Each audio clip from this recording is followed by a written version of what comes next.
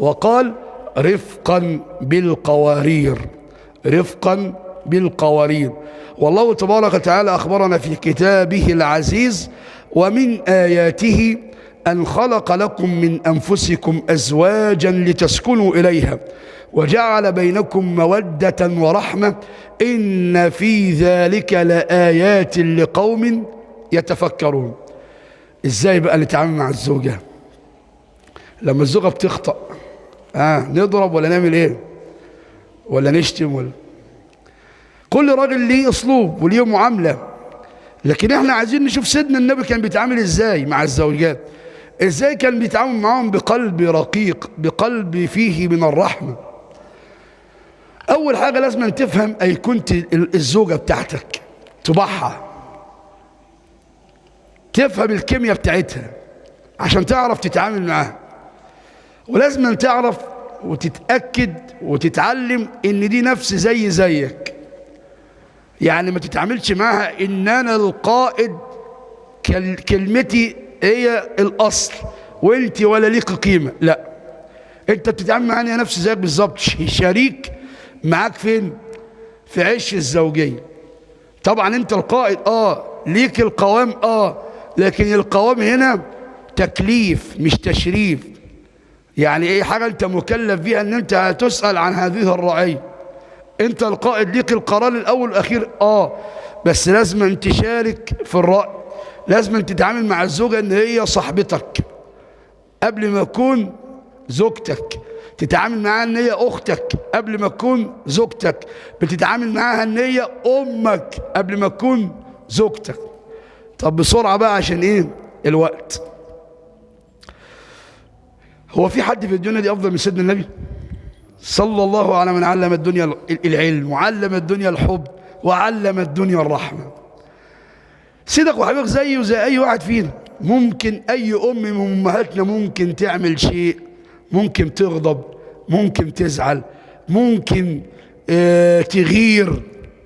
ده طبع النساء. في مع النبي صلى الله عليه وسلم امهات المؤمنين في منهم اللي غار. ستنا عائشة لما إحدى زوجات النبي أرسلت له بإناء فيه طعام، كان في ضيوف عند النبي، وستنا عائشة رضي الله عنها اتأخرت شوية في طهي الطعام، فواحدة كده قالت أبعت كده واجب ضيافة الضيوف عند النبي. فلما أرسلت إناء مع الخادمة، ستنا عائشة غارت، قالت إيه ده؟ راحت خبطة كده الإناء. هو يعني أنا مش عارفة مثلا يعني أطهي، أو اللي أنا مش عارف أقوم بواجب الضيافة، غيرة. فالإناء كده اتقلب وقع على الأرض. سيدنا النبي صلى الله عليه وسلم كان الصحابة قاعدين، والنبي صلى الله عليه وسلم عمل تخيل أنت بقى لو زوجتك عملت كده، راحت شاطت الإناء مثلا، لو أي واحدة بعتاو هتعمل شوف بقى النبي إزاي يتعامل.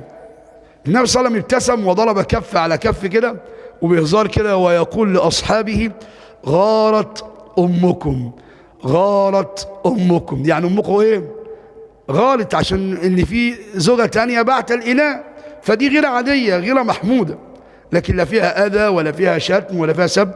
وحب يحل الإشكالية دايما زي ما دايما عودنا على الحل: إناء دون إناء، وطعام دون طعام.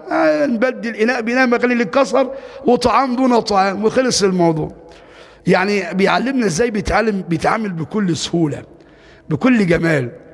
في حاجة تاني، عائشة رضي الله عنها تقول: قال لي رسول الله صلى الله عليه وسلم: يا عائشة، إني لأعلم متى أو إذا كنت عني راضية وإذا كنت علي غضبة.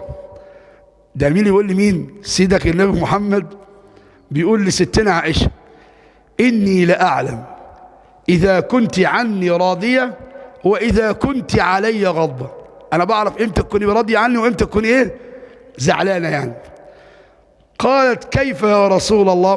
قال: إذا كنت عني راضية قلت لا ورب محمد. بتحلفي بمين؟ تقولي لا ورب محمد.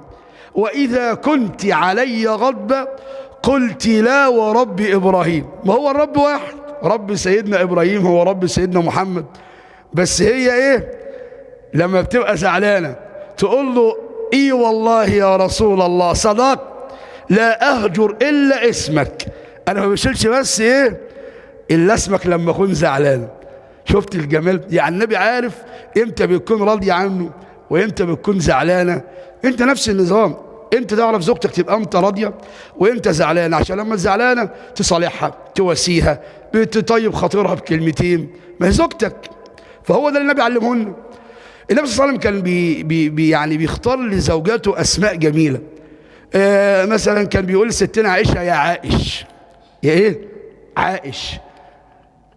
انت بقى المفروض برضك تختار لزوجتك اسم جميل. انتوا في ايه؟ طبعا في اللي بيبقى مسجل زوجته الحكومه، وايه تاني ابو لهب، ويسجل ايه البعبع. اسامي كتير بنسمعها. ايه يا عم ده؟ ده البيت يا سيدي. مش كده خالص، لا ده انت لازم تختار لزوجتك اسم جميل. اسم جميل. ديننا يا جماعه مبني على الحب، والله العظيم ديننا دين الحب، ديننا دين الموده، ديننا دين الرحمه. لازم تختار لزوجتك اسم جميل. شفت يا اخي ديننا وجمال ديننا؟ صدق وحبيبك اخبرنا اذا نظر الرجل الى زوجته ونظرت اليه نظر الله اليهما نظره رحمه.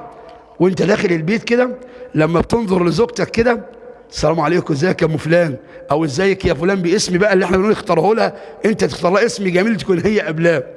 اول لما تدخل كده وتقول لها ازيك يا فلانه او يا ام فلان، نظره رحمه ايه. والزوجه تنظر الى زوجها نظره رحمه نظره حب، الا ونظر الله اليهما نظره رحمه. تلاقي الرحمه ايه بتنزل.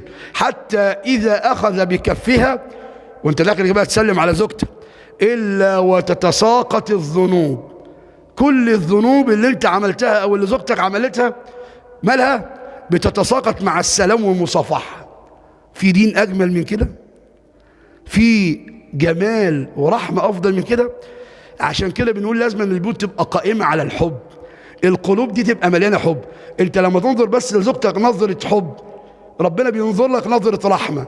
ولما تصافحها وانت داخل كده وتسلم عليها كل الذنوب بتتساقط من عليك. شفت الحب؟ طول ما انت ماشي كده حسنات. والعكس لو انت داخل بقى كده ومنافق هو حد يجي جنبي عشان انا مش طايق نفسي، بتاخد ذنوب واثم، تأثم.